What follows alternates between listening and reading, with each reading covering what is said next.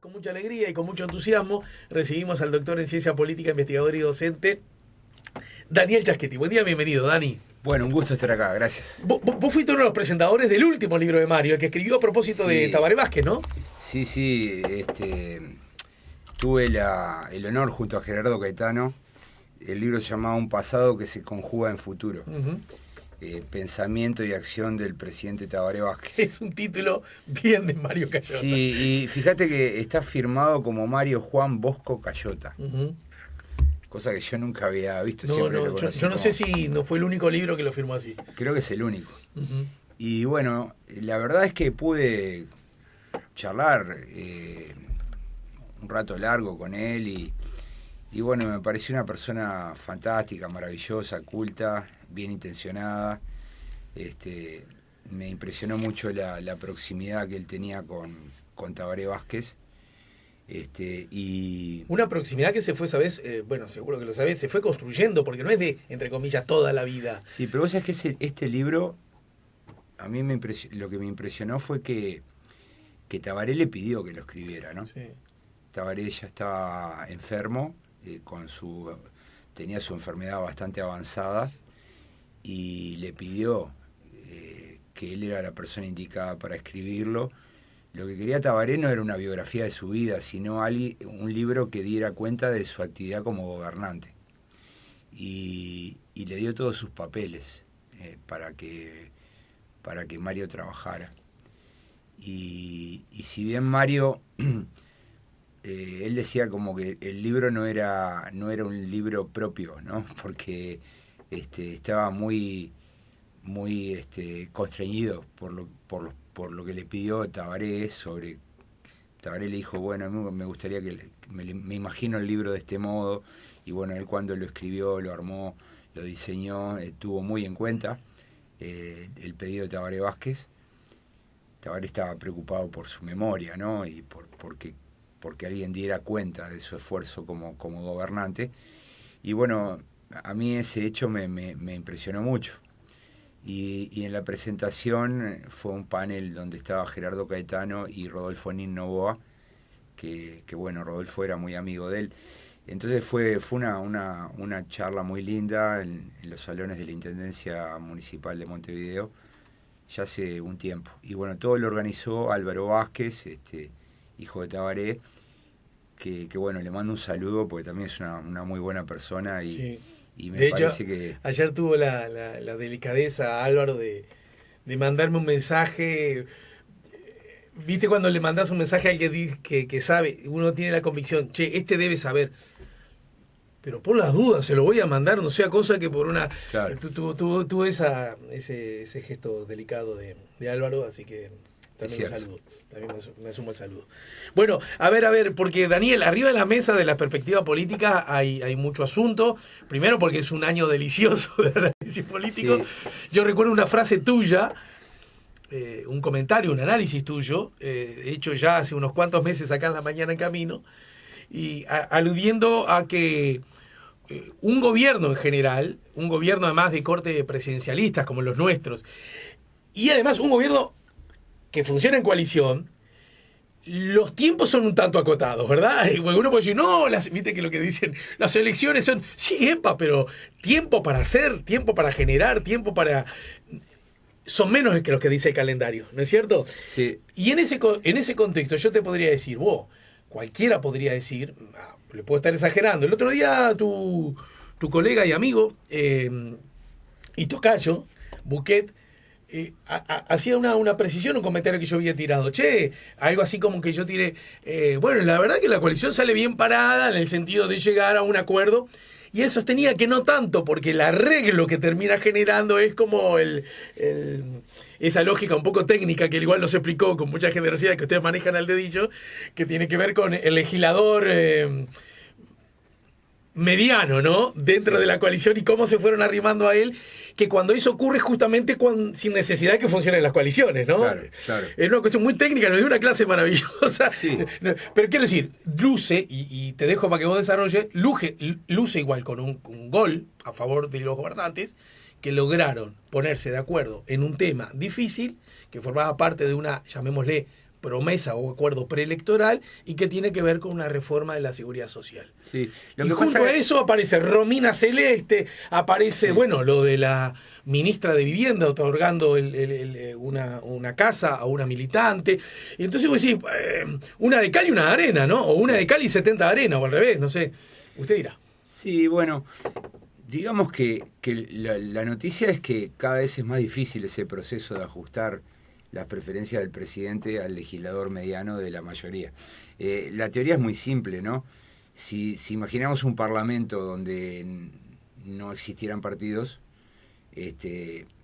cada vez que se vote un proyecto va a triunfar las preferencias del legislador promedio. Es así. Y cuando hay una mayoría que controla, que está coordinada y que controla los procedimientos y el proceso legislativo, va a triunfar siempre el legislador promedio de esa mayoría. Claro. Entonces, a eso le llamamos legislador mediano de la coalición. Entonces, el proceso de unificar preferencias entre el presidente y el legislador mediano de la coalición, a principio del mandato es un proceso rápido, ¿no? Se ajusta rápido. Eso no quiere decir que no haya que ajustar, porque cuando miramos la LUC, por ejemplo, la LUC sufrió enormes cambios. La calle Pou la mandó con 513 artículos y terminó siendo aprobada con 476. O sea, la recortaron, le agregaron, le quitaron, o sea, hubo una transformación muy grande. Y esa transformación la hace la mayoría. El Frente Amplio no logró meter nada o casi nada. Hay algún cuento de que ayudaron a redactar mejor algún artículo. Y simplemente eso. Todos los cambios lo introduce la mayoría. Ahora, eso se hace relativamente rápido y sin estridencias al principio del mandato. Ahora, cuando estamos cerca de las elecciones, es caótico, ¿no? Y lo vimos con la reforma de la seguridad social. Además, digo, el problema de la seguridad social era un problema que supone una reforma impopular. En ningún país cae muy bien que eleves en un mismo momento eleves la edad de jubilación y modifiques el cálculo jubilatorio. Es decir, cualquier persona más o menos avispada se da cuenta que la modificación del cálculo jubilatorio está hecha para ganar menos. Es así. Entonces, bueno, Viste que sobre esto el gobierno insiste en relativizar ese argumento, ¿no? Yo prefiero creerle a los expertos y en verdad, si vos me decís, te vas a jubilar con tus mejores 10 años y me lo cambiás por los mejores del 20, típicamente el promedio va a descender, ¿no? Por tanto, una reforma impopular, entonces es más difícil de pasar y sobre todo tan cerca de las elecciones. Ahora, el gobierno lo logró y yo pensaba, bueno, el lunes creo que el gobierno promulgó esta reforma, luego el Partido Nacional y el Partido Colorado, muy leales a Cabildo, pasan la ley de tenencia compartida la misma semana y la transforman en ley. Entonces, como que el pacto, el acuerdo se cerró, ¿no? Es decir, esa negociación. Todavía queda el proyecto de la cárcel domiciliaria para los mayores de 70, ¿no? De 70, sí. Entonces, pero me parece que ahí se cierra el pacto. Entonces yo me los imaginaba, bueno, la verdad que deberían estar contentos porque en un cuarto año pasar reformas tan pesadas, tan complicadas, con tanto costo político, al mismo tiempo salen encuestas donde muestran que que las pérdidas no son tan dramáticas, las pérdidas electorales, sí, deberían estar festejando. Pero claro, no, el gobierno no puede festejar porque no tiene paz. O sea, todos los días hay noticias que son como un poco insólitas, ¿no? Son insólitas y dramáticas algunas, ¿no? Porque, por ejemplo, se sigue complicando la situación de Penadez, ¿no? Que es un caso judicial que complica mucho al gobierno, no porque el gobierno se tenga que hacer cargo de las conductas de Penadez, sino porque Penadez sigue ahí, sigue en el Parlamento, sigue votando leyes. Bueno, de hecho, y obliga a sus compañeros de bancada a tener que seguir repitiendo el cuentito de que le creen a su palabra, ¿no? Sí. Con el riesgo de quedar todos en offside. Entonces, bueno, ese tipo de problemas lo complican al gobierno. Y ahora lo de la ministra, ¿no? Otro lío. Antes de ir a la ministra, porque además en todo caso, Penades, creo que son casos distintos, bueno, porque además la naturaleza de las posibles, en un caso irregularidad y en otro caso delito, son muy claras, ¿no? Es decir, una cosa es tener sexo con un chiquilín de 14 años y darle dinero a un uso salido de cualquier lógica republicana y transparente del poder, ¿no? Y aún así me parece que son distintas, pero creo que hay otra gran diferencia que tiene que ver, en un caso estamos hablando de un cuadro político del partido que conduce el gobierno, y además del sector matriz ideológico. Es el principal cuadro político, ¿no? Porque sí, coincido con vos. Cómo se negociaba en la LUC. Bueno, incluso cuando el Frente Amplio era gobierno, Penades era la figura clave, ¿no? Esto es un asunto pesado, ¿no? Yo lo que necesito que vos como profe ahí nos auxilies a todos, a los oyentes y a mí, en este sentido. Más allá del principio del Estado de Derecho, de que todos somos inocentes hasta que se muestre lo contrario, ¿no es cierto? Un principio fundamental del Estado de Derecho del debido proceso, desde la perspectiva estrictamente política. Claro, porque acá se confunden los dos planos, ¿no? Claro. El plano jurídico es obvio, la presunción de inocencia de Penades hay que resguardarla, y en eso creo que todo el mundo está de acuerdo. Pero políticamente hay cosas que no son convenientes, sobre todo cuando se va acumulando evidencia y esa evidencia se hace pública.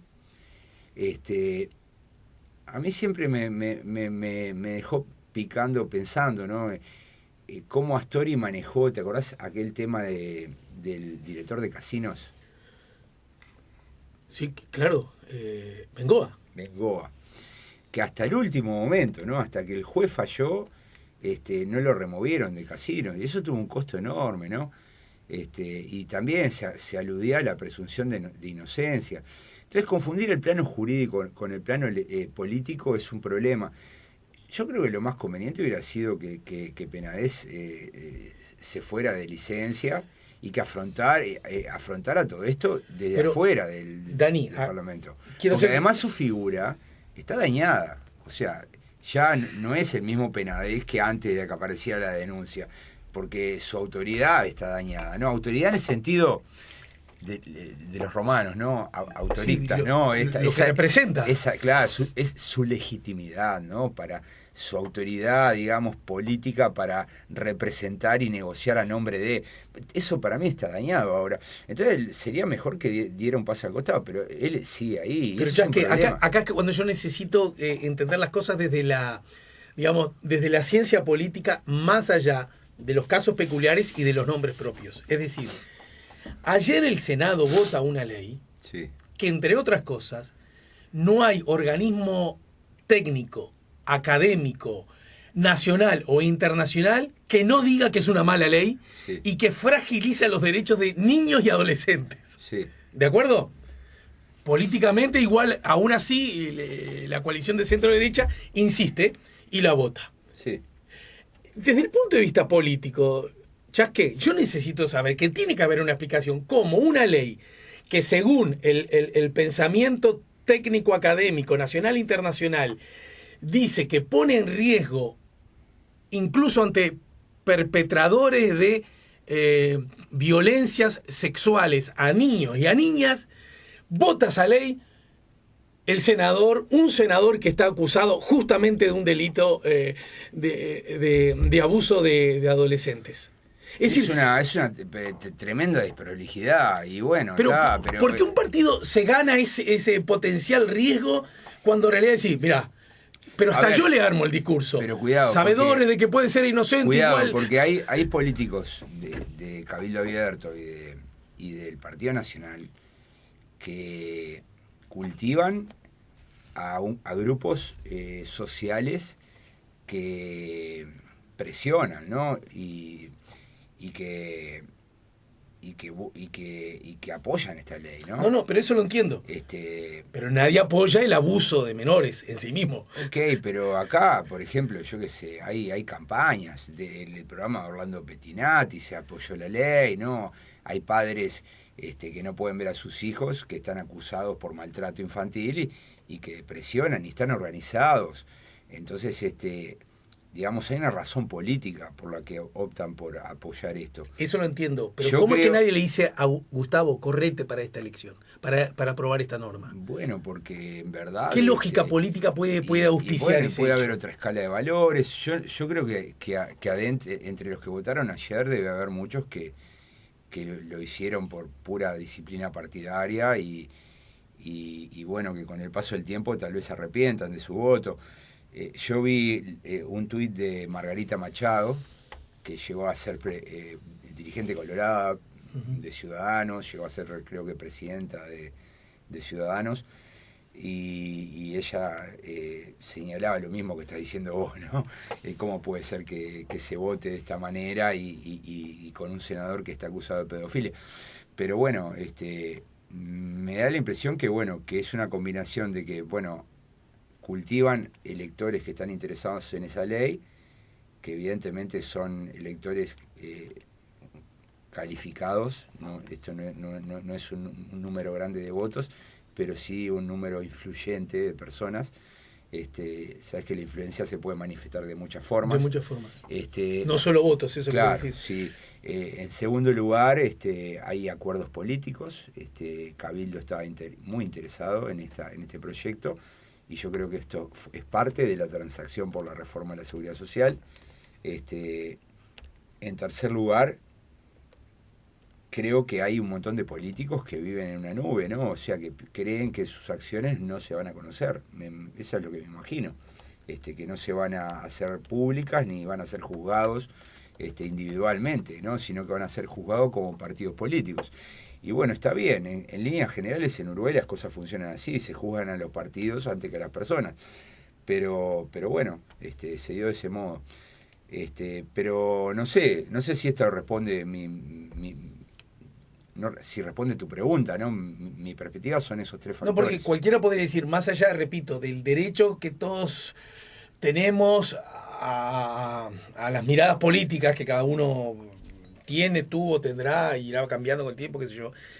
Desde, digamos, esta cosa que ustedes nos enseñan con sus análisis, ¿no? La reacción política, el instrumento político. Pero esto luce como un gran error. Pero a veces sí, bueno, los partidos cometen errores, ¿no? Todos los partidos cometen muchas veces errores por un error de óptica, porque los decisores a veces están inmersos en como pequeñas burbujas, ¿no? Pequeños mundos, y no tienen una real percepción de cuál es el estado de la sociedad. Y bueno, esas cosas ocurren. Pero volviendo a lo anterior, ¿no? A esta idea de que, bueno, que al gobierno alcanza determinados logros, pero le empiezan a explotar problemas. Esto me parece que tiene que ver con la proximidad de la elección, ¿no? Como que se está relajando muchas cosas. Y bueno, me parece que esta idea de que, bueno, de que la elección va a ser reñida, el gobierno puede perder y bueno, hay cosas que se hacen a las apuradas y decisiones que se evita tomar para que la coalición no se rompa, ¿no? Yo cuando conocí la noticia de que Presidencia había convocado a la ministra, tuve hasta la expectativa de que, bueno, de que la ministra fuera despedida, ¿no? Ajá. Porque acá no es un problema de vuelta, no es un problema jurídico, de legalidad, es un problema más político, claro, más ético. Si está bien o mal que una ministra le regale, le asigne una vivienda a una militante de su sector político. Pero detengámonos aquí. Alguien, desde la perspectiva democrática, estoy diciendo, ¿no? Republicana, ¿alguien puede sostener que eso está bien? Bueno, lo que pasa es que en Uruguay eso se hacía, ¿no? En la década del 40 y 50, la política estaba basada en pero no mejoró la política, digamos, sí, post-dictadura en ese sentido. Está bien, pero pero hay todavía unos resabios fuertes, ¿no? Yo siempre me acuerdo de una conversación con mi madre, ¿no? Que yo le pregunté si ella alguna vez había militado en política y me dijo que había ido a un club de Alba Roballo, sí, pero no me dieron nada, me dijo, ¿no? Entonces, estamos hablando de la década del 40, ¿no? La gente muchas veces iba a los clubes políticos con el fin de conseguir un empleo público. Sí, claro, claro. Entonces, esa forma de transacción de bienes entre electores y partidos fue muy típica en los años 30, 40, 50. Cuando el Uruguay entra en crisis se hace más difícil, pero hay un trabajo fantástico, ¿no? de Rama y Solari, de Franco y Solari, Aldo Solari y Rolando Franco, sobre las empresas públicas en Uruguay, publicado en los 80, y ellos muestran como en el año 66 el Partido Nacional que se iba del gobierno, creó 13.000 puestos de trabajo ese año. 13.000, Alejandro, y los cubrió. Y como el Partido Colorado, que ingresó en el 67, 1 de marzo del 67, creó en el 67 a través del presupuesto 15.000 puestos de trabajo. O sea, en 2 años se crearon 28.000 puestos de trabajo y se distribuyeron no por llamados universales, sino por asignación directa. O sea, durante, digamos, 30, 40 años fue la forma privilegiada de la política uruguaya, una política clientelar que llevó a Jorge Lanzaro a caracterizar a los partidos uruguayos como partidos keynesianos, ¿no? Claro. Que distribuían bienes para construir legitimidad y ganar elecciones. Ahora, como vos decís, y eso lo muestran muy bien Rafael Piñeiro y Daniel Buquet en un artículo bastante reciente, luego de la recuperada de la democracia, los partidos políticos cambiaron, ¿no? Asumieron como que eso fue parte del error. Sin embargo, todavía persisten bolsones de clientelismo, ¿no? Cuando miramos la política departamental y municipal, encontramos todo el tiempo relaciones clientelares con los electores, sobre todo en las elecciones departamentales, ¿no? Es muy típico, muy clásico el reparto de canastas con la lista, con el nombre del candidato. Sí, claro. Reparto por ejemplo, de materiales, de construcción, o sea, el intercambio de recursos, de bienes públicos, sigue existiendo en Uruguay. De todas maneras, esta dimensión luce como muy despegada. Una casa, ¿no? Sí. Una casa, un militante. Es simbólica, ¿no? Es simbólica. Pero lo que quiero Además, decir... luego de haber hecho una gran publicidad con el plan Avanzar y y decir, con el propio presidente entregando la llave de la casa. Totalmente. Está lleno de posteos en las redes diciendo ¿cuándo se vio un presidente entregando? Los militantes, ¿no? Con entusiasmo, supongo que hasta legítimo entusiasmo, probablemente un intendente del interior del país haga muchísimo más clientelismo que Irene Moreira regalando una casa. Pero lo que pasa es que el acto de Irene Moreira tiene un contenido político más grave, ¿no? Porque deja en Orsay a todo el gobierno, ¿no? Ya sé que la respuesta vos no la tenés, pero de la perspectiva del análisis, repito, y la literatura en ese sentido, ¿qué es lo que puede frenar a un... Porque, partamos de esta base, esta no es una buena noticia para el gobierno, y yo me animo a asegurar, no tendría problema en escribirlo, pienso que no es una buena, no la ve como una buena noticia el presidente Lacalle, ¿no es cierto? Sí, conociendo la calle no. Bien. No le gustan bien. Esas cosas. Yo coincido contigo. ¿Qué es lo que frena a Lacalle? ¿Qué razones puede haber en que él diga, bueno, Irene, gracias por tu servicio, pero te tenés que retirar de la cartera? Y bueno, romper la coalición. Pero porque Cabildo se iría. Y totalmente. Es la mujer del líder. Y Cabildo, si se va, Pará, ¿quién fue el primero en salir a defenderla? Sí, Guido, ¿no? Que dijo es una práctica habitual, esta cosa de siempre, ¿no? Minimizar, sí. Relativizar. Curiosamente, Guido forma parte de un discurso político que ingresa a la política diciendo vamos a cambiar la vieja forma de hacer política, sí, ¿no? No, pero esto el Cabildo ya sabemos que no es eso, ¿no? Es un partido con un componente corporativo militar muy fuerte y por el otro lado con dirigentes de segunda y tercera línea de los partidos tradicionales, muchos del interior. Fíjate, Irene Moreira era edila en Artigas, ¿no? Un departamento clientelar, pero por excelencia.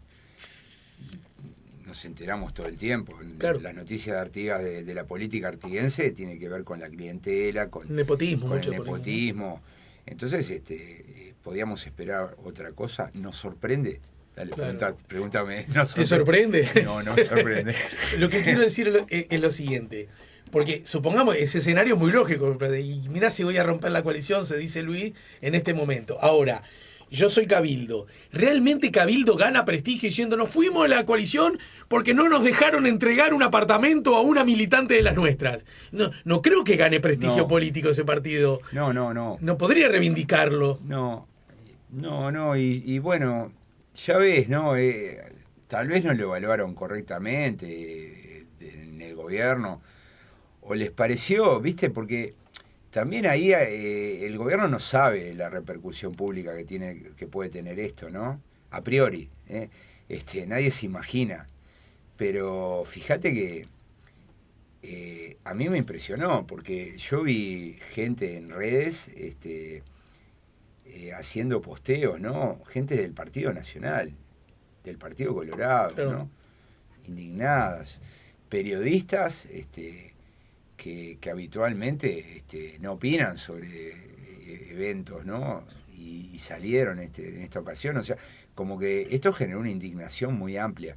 Y capaz que el presidente no lo vio, ¿no? Y Delgado tampoco.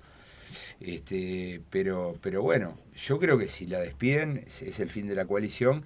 Estoy de acuerdo con vos. No es una salida heroica.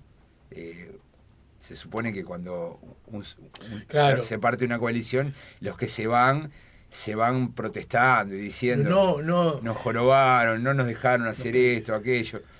Y bueno, lo cierto es que eso no ocurrió y que lo que el gobierno sigue valorando es mantener la alianza. Yo te decía hace un rato antes de empezar el programa, ¿no? Queda una gran ley, ¿no?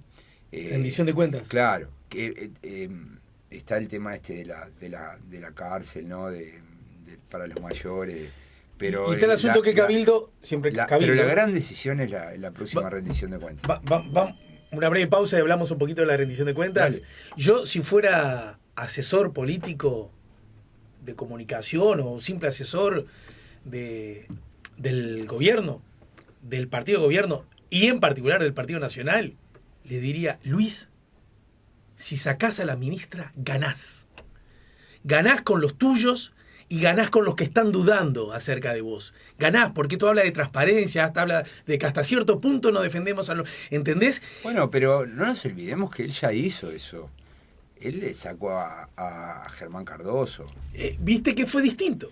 Porque en realidad mandó a Sanguinetti a que lo sacara desde la casa, ¿no? Bueno, está bien, pero en la casa de Sanguinetti, una cosa que yo nunca vi, en la casa... Pero no. ¿cuál es la diferencia? Es que bueno, él ahí tenía el apoyo partidario del Partido Colorado de hacer relevo. Y acá no.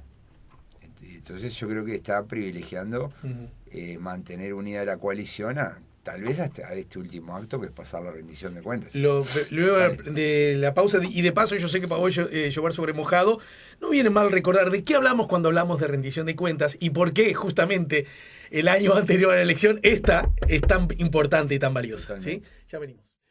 Vayamos justamente a la rendición de cuentas que quedó aludida en este último comentario. Primero, aunque implique llover sobre mojado, ¿por qué es tan importante en Uruguay, y esta en particular, la rendición de cuentas? Digamos que es la ley presupuestal, ¿no? Hasta 1967 Uruguay tenía un sistema de toma de decisiones sobre su presupuesto basado en leyes anuales. Todos los años se votaba una ley. Si la ley no se votaba por falta de mayorías, quedaba quedaba fijo la votación previa. Con la reforma del 67 tenemos este sistema de, que según algunos expertos es algo como que se lo debemos al pensamiento desarrollista, ¿no? Esta idea de planificación, el presupuesto por quinquenio, que es muy polémico, ¿no? Sí, de hecho, Uruguay es bastante excepcional en ese sentido, ¿no? Sí, no conozco otro caso. Porque claro, el pensamiento desarrollista es un pensamiento acostumbrado a pensar en periodos, pero fíjate que el propio Danilo Astori, siendo ministro de Economía en el 2015, planteó de manera descarnada la imposibilidad que tiene un gobierno con la situación cambiante del mundo de poder tener claridad respecto a lo que va a ocurrir en 5 años. Ahora, la Constitución establece que bueno, que se vota ese presupuesto por 5 años, pero al mismo tiempo... Abre una ventanita. Claro, nuestras reglas de juego siempre son... tienen algún tipo de escape, ¿no? Que es una cosa buena de la democracia uruguaya, ¿no? Están las famosas rendiciones de cuenta, ¿no? Que es la ley presupuestal donde el gobierno, por un lado, rinde cuentas ante el Parlamento sobre la ejecución presupuestal del año cerrado, y al mismo tiempo es una oportunidad para poder modificar las partidas presupuestales para los 3 rubros, ¿no? Que son sueldos, funcionamiento e inversiones, ¿no? Entonces, ahí es donde se abre lo interesante de cada rendición de cuentas. Si el gobierno va a modificar algunas de las lineamientos establecidos en el presupuesto original, ¿no? En el presupuesto quinquenal. Hay veces cuando el gobierno está complicado, lo que hace es tratar de no aumentar, ¿no? Y por eso recordarás aquellas rendiciones de cuentas famosas de los años 90 y también del 2003 y 2004, del artículo único y gasto cero, ¿no? Un solo artículo donde se ratificaba que se iba a ejecutar de acuerdo a lo establecido en el presupuesto quinquenal. Eso era, o sea, no había aumento para nada y se seguía en la misma. Y eso se hizo en 3 oportunidades. Y bueno, lo interesante es ver si el gobierno está predispuesto a modificar. Porque, claro, en materia presupuestal, la iniciativa la tiene el Poder Ejecutivo. Esto viene desde el año 34. El Poder Ejecutivo es quien tiene la iniciativa. O sea, un legislador no puede decir vamos a gastar esto en salud pública, porque en realidad la iniciativa le corresponde al Poder Ejecutivo. Es un tema de orden y de prioridad. La conducción del gobierno lo lleva adelante el Poder Ejecutivo. Entonces, lo primero es ver cuál es las preferencias del Ejecutivo. ¿Cómo organiza el proyecto el Ejecutivo? Bueno, los entes autónomos, los ministerios, los organismos descentralizados, como UDELAR, Suprema Corte de Justicia, elaboran todo su presupuesto y se lo envían al gobierno, a la OPP. Y la OPP es la que establece los criterios, ¿no? O sea, para que envíen sus presupuestos, previamente la OPP les envía unas pautas básicas y es un proceso de negociación, o sea que digamos que el proceso ya se inició. Prácticamente está todo el tiempo la OPP trabajando en esto, ¿no? Por un lado monitoreando el gasto, viendo resultados, y por otro lado preparando el siguiente paso, que es la siguiente rendición de cuentas.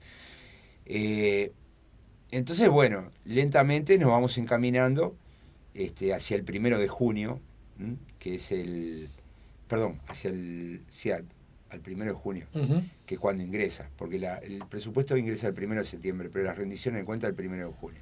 Y tienen un plazo, ¿verdad? Bueno, tienen un plazo como toda ley presupuestal en Uruguay, que son 45 días cada cámara. Si hay modificaciones, la tercera cámara tiene 15, si no se ponen de acuerdo, Asamblea General 15 más.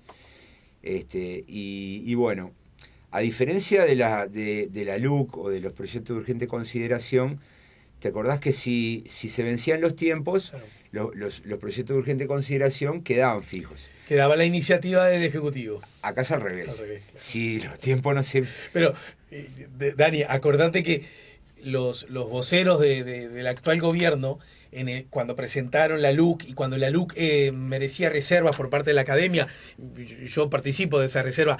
No podés mandarme una ley con tantas políticas públicas, con tantos, que era como un ejercicio, para mí, de baja calidad democrática, de algún modo, con tantas políticas públicas y además con unos plazos acortados como tiene la LUC. Y el argumento que me acuerdo que decían, era un argumento equivocado, ayúdame a entenderlo, decía, bueno, pero con los presupuestos pasa lo mismo, pero con una gran diferencia.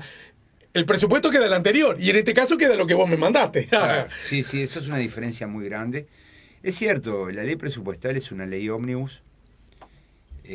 No solamente está establecido lo que va a gastar, sino que muchas veces se introducen reformas en, en las rendiciones de cuentas y en los presupuestos. Sí, lo que también puede merecer una mirada crítica desde ese punto de vista, ¿no? Sí, a mí no me gusta mucho,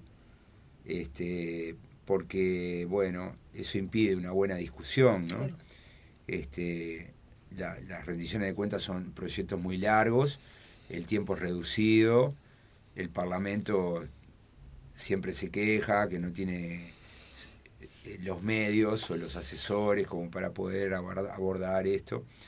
Entonces hay como una suerte de desequilibrio entre el Ejecutivo y el Legislativo durante el proceso de la tramitación presupuestal. Fíjate que todo lo trata la unión de la Comisión de Hacienda y la de Presupuesto, ¿no? Entonces, por ejemplo, la política en salud pública no pasa por la Comisión de Salud Pública. La de vivienda no pasa por la... Todo se tramita en esa comisión ampliada de presupuesto más Hacienda. Le llamamos comisión integrada. Entonces, bueno, las preguntas que nos tenemos que hacer es, ¿qué tan relevante? Porque, por ejemplo, viste, anda en el ambiente la idea de que en esta rendición de cuentas el gobierno va a abrir la canilla. Sí. ¿Qué significa esto? Bueno, que probablemente se establezcan un aumento del gasto público, ¿no? Que puede traducirse, por ejemplo, en inversiones, en inversiones rápidas que puedan dar resultado a la brevedad, ¿no? Aumento de salarios para los funcionarios públicos, para las jubilaciones, eso por un lado, ¿no? Después hay algunas reformas pendientes que yo escuché que podían entrar en esta rendición de cuentas, ¿no? Por ejemplo, la reforma del servicio civil. Hay un colega tuyo al frente de esto, ¿no? Sí, que tiene muchas expectativas y que trabajó durante muchos años, casi que le dedicó su vida a eso, y que podría entrar. Conrado Ramos, sí. Estamos olvidando de él. Entonces, bueno, tenemos muchas interrogantes y yo creo que va a ser una rendición de cuentas importante, porque es la última que puede modificar gastos, que puede crear empleos, que puede tomar grandes decisiones. Eso, ¿no? De acuerdo a lo dispuesto por la ley, ¿verdad? Por la Constitución. En el año electoral, la rendición de cuentas que se va a aprobar en el último año,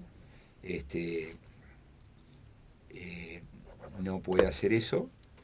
Y la primera rendición de cuentas del primer año de gobierno es una rendición de cuentas sobre el actuado por el gobierno que cierra.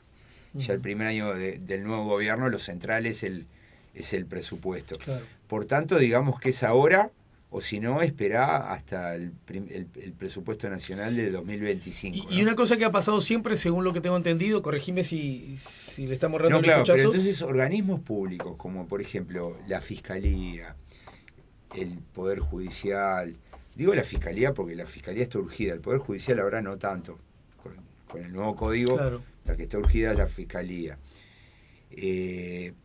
No sé, algunos organismos como la Corte Electoral, la JUTEP, la UDELAR, que tienen un déficit presupuestal, que necesitan invertir. Bueno, los entes autónomos, ¿no? Ahora estamos con el problema del agua, con todo este asunto de la falta de inversión. No nos olvidemos que las empresas públicas se sujetaron a la reducción del gasto que hizo el gobierno, ¿no? Se las ingeniaron. Pero muchas veces ese ingenio supuso reducir inversión.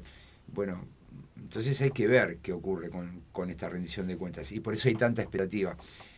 Por esa razón, tal vez es que la calle Pou mantiene unida la coalición y no sucumbió a la tentación de despedir a Irene Moreira ayer, ¿no? Ajá. Para terminar, las expectativas de que esta sea una coalición que implique cierta apertura de canillas, también es hija de una lógica histórica en ese sentido, ¿no? No, sí, hay un estudio precioso de Fernando Lorenzo, Juan Andrés Moraes y Diego Agual, el actual director del INE, sí, que estudiaron Lorenzo, el exministro. Sí, y Juan Andrés Moraes, nuestro colega. Compañero del instituto, claro, ¿no? Del departamento, perdón. Estudiamos juntos, escribimos juntos muchas cosas. Ellos tienen un trabajo muy lindo donde estudian los ciclos de ejecución presupuestal y muestran que hay una correlación muy fuerte, ¿no?, entre la evolución del mandato fijo de gobierno y el gasto público, ¿no? Es decir, digamos que en Uruguay lo que ellos muestran es que es histórico, es como una cosa de larga data, que solo rompió el gobierno de Jorge Valle, ¿no? Es cierto. Pero el resto todos, ¿no?, son procíclicos. Es decir, a medida que avanza el mandato, aumenta el gasto público. Entonces, eso es de larga data. Pero en este presupuesto del 2020 ya se estableció de este modo. Porque, ¿cuál era la lógica del gobierno? Bueno, tenemos un déficit fiscal muy alto, tenemos que abatirlo para mantener la categoría de deuda. Esa fue, entre otras, una consigna electoral, ¿no es cierto? Claro, y además lo lograron, ¿no? Porque el déficit se bajó un poco, se mantuvo la categoría, se mejoró inclusive. Sí, lo conversamos con Gabriela Mordecki el viernes pasado. Que es algo muy bueno para el país y bueno, y estaba previsto de este modo. Entonces, digamos, esto de que se va a abrir la canilla, yo creo que, bueno, no es una decisión tomada al azar o entre cuatro paredes, ya estaba previsto, es parte del plan, ¿no? Entonces, por eso. Pero en algún punto, incluso ideológico, filosófico y hasta programático, no luce como, en caso que se concrete eso, contradictorio con lo que el gobierno siente, ha dicho, ha hecho y promulga. De la manera que fue planteado en el presupuesto nacional, no debería generar grandes problemas. Lo que encuentran, Moraes, Agual y Lorenzo es que el gasto es tan excesivo en el año electoral que genera un déficit que el nuevo gobierno tiene que corregir, y así sucesivo, ajustarlo, y luego inicia nuevamente se supone que los gastos no van a ser tan altos como para obligar al próximo gobierno a hacer un ajuste fiscal, se supone. Y mucho más cuando, repito, fue parte de tu campaña electoral, bajar el déficit fiscal. Pero además, ¿no?, conociendo la forma en cómo se mueve Azucena Arbeleche, yo estoy seguro, ella es muy ortodoxa en ese sentido, ¿no? Tú dirías que se abrirá la canilla, pero no tanto. Y no. Claro. Y Alfi, ¿no? O sea, ellos son cuidadosos, o sea, el compromiso está, me parece que las metas son muy claras, ¿no? Llevar el salario real a los niveles de 2019. Pero para eso necesitas... Bueno, no es algo mecánico porque el gobierno tiene control sobre los salarios públicos, pero claro, los privados también, los privados pasan por los consejos de salarios, pero bueno, ese es el compromiso. Pero el objetivo del gobierno es justamente que los asalariados logren en este último año alcanzar, ¿verdad?, el 2019. Es decir, porque hay un discurso que es objetivo y que la oposición y los trabajadores, en fin, le reclaman al gobierno, es que desde que vos gobernás, mi salario ha caído. No para de caer. ¿Verdad? Porque cada vez compro menos cosas con mi salario, ¿no? Sí. El gobierno, me imagino que políticamente va a querer dar la batalla para terminar su periodo diciendo, viste que llegaste. Claro, le podrán decir, sí, pero todo lo que perdí, lo perdí. Sí. Pero el gobierno podrá exhibir como publicidad, decir, finalmente cumplimos. Tuvimos pandemia, guerra, todo el discurso. Y bueno, la gente es la que va a juzgar en las urnas, pero no, te repito, yo no creo que haya desborde, va a ser muy, digamos, todo muy racional, austero, típico de esta administración, que es muy cuidadosa en ese sentido, y me parece que bueno, eso va a ser la noticia. Y por eso es tan importante la rendición de cuentas, en definitiva. Bueno, gracias Daniel, nos queda un montonazo de asuntos por hablar, no hemos hablado de la oposición, hemos hablado de las encuestas. Tengo un amigo que ayer me llamaba, un amigo que vota al Frente Amplio, que decía, no puedo creer con, y me hacía una enumeración que creo que en un momento yo seguía haciendo cosas y le enumeraba las, según él, macanas, usaba otra palabra, del gobierno, ¿no? Que pin, ¿no? Y yo seguía haciendo otras cosas, mientras él hablaba. Y que con todo eso den pelea electoral desde su perspectiva, repito, de la oposición, ¿no? A favor de la oposición, que creo que es un asunto que yo percibo, mucha gente se pregunta, ¿no? Bueno, mi consejo ante esto es que, bueno, junten todas las encuestas y hagan un promedio. Ahí está. Entonces, eso les va a dar una idea de cómo están las cosas. Con ese promedio lo comparen con los resultados de octubre, ¿no? La encuesta de ayer daba 40% a la coalición, corregime. Sí, exacto. 40. Sí, incluso está para hoy de la... Bueno, la coalición consiguió el 54% de los votos en octubre. En la segunda vuelta. No, en octubre. En octubre. Y ahora está 14 meses. 54 o un poco más, porque yo no sé, 54, 55 o 56, pero compará con este 40. Claro. O sea, hay una pérdida de 14, 15 puntos. Entonces, decirle a tu amigo que haga ese procedimiento, capaz que comienza a ver las cosas de otro modo. Entendido. Bien. Y lo mismo se podría decir, a mi amigo ahora le voy a decir, el Frente Amplio. El Frente Amplio obtuvo en octubre de la última elección. 39, y pico por ciento. O sea, no llegó al 40, ahora estaría en un punto y medio por arriba, por decirlo lo mínimo, ¿no? Y con unos 10 y casi 20% de indeciso. Cualquiera puede suponer que en esos 20%, entonces, bueno, hay algún porcentaje del Frente Amplio. Hay que ser como cuidadoso con las encuestas, entendido. Pero bueno, con promedios y comparando contra el resultado de octubre. Está buenísimo. Otro día tenemos que hablar de eso, porque yo creo que hay gente todavía en Uruguay, gente de derecha o gente de izquierda, que su sueño es que considera tan justo y tan noble lo de él, tanto mejor que lo del otro, que no entiende cómo no es 80-20. No, bueno, pero no. Pero ¿entendés? Entonces se desconciertan. Y en realidad una cosa que dice tu maestro, y también amigo de esta casa, el profe Lanzaro, y es, en Uruguay nadie gana por mucho, nadie pierde por mucho. En las democracias. Y habla de la calidad también. Cuando en la democracia vos ves que alguien ganó con el 60% de los votos, es que algo ocurrió. Algo ocurrió. D'Angelo, usted no confiaría. Entonces yo digo, que el ganador se mueva entre el 45 y el 55 es lo normal en cualquier democracia y bueno, y no esperen más que eso. Chaquetti, gracias por el tiempo. Hoy juega Peñarol. Vamos arriba, Peñarol. ¿Qué torneos que están jugando ustedes? No te hagas el video. Déjame bocear una vez muerto. En la vida. Muerto, pero muerto en la Libertadores. Y en el torneo uruguayo también. ¿Cómo van? ¿Cómo salimos? ¿Cómo van? ¿Cómo están salimos? en la tabla? ¿Cómo salimos? ¿Cómo no entra ni en las copas entra esta vez? No sabes el honor que me estás haciendo cargando un hincha de Liverpool y uno de Peñarol. Me estás dando un honor. Y sí. Me vas a llevar a las posiciones de Rafael Piñeiro. Me vas a empujar hacia las posiciones de Rafael Piñeiro. Esas están salidas de la convivencia democrática. Totalmente. Un saludo de Rafa, querido. Bueno, nos vamos a la pausa. Gracias, Daniel Chaquetti, que nos ayudó a poner la mañana en camino.